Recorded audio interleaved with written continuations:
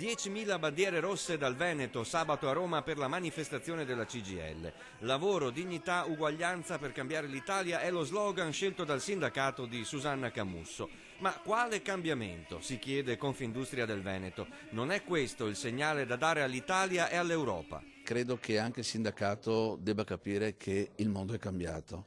Io ho apprezzato tantissimo il commento di un sindacalista rappresentante di una provincia del territorio che ha detto baratto volentieri l'articolo 18 con nuovi posti di lavoro. Il mondo è cambiato, devono accorgersene i sindacati e anche le imprese del Veneto, sostiene da sempre Zuccato. Cambiamento è la parola magica che porta Confindustria a dare un appoggio quasi incondizionato al Premier Renzi.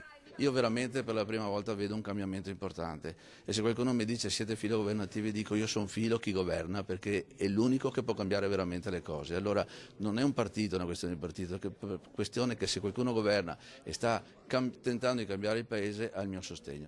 Il taglio delle tasse c'è, davvero è reale, dice Zuccato. Certo, qualcosa va rivisto, gli scontenti ci sono sempre, ma il cambiamento è in atto e se va nella direzione di ridare fiducia al Paese, ben venga. Credo che si vada nella direzione di espansione, credo che quello che si sta facendo sia veramente qualcosa di nuovo.